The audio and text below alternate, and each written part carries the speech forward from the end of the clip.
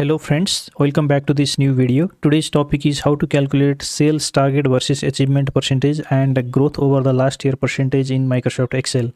As you can see in the screen here, I have few products name, their target for Q4 2025 and achievement for Q4 2025. Here in the column F, there is a data of last year Q4.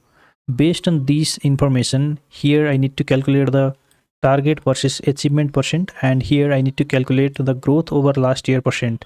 To calculate the achievement percentage, click on the cell, press equal to, click on the achievement quantity divided by target quantity, press enter.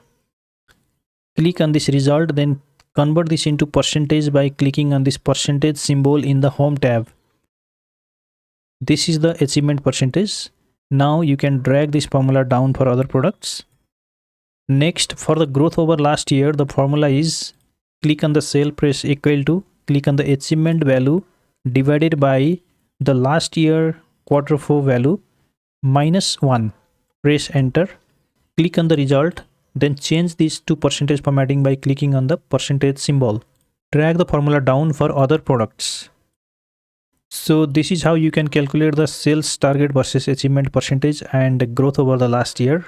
If you want to practice calculating the achievement percent and growth percent, you can download this sample data file from the link given in the video description section. Thank you very much for watching. See you again in another tutorial.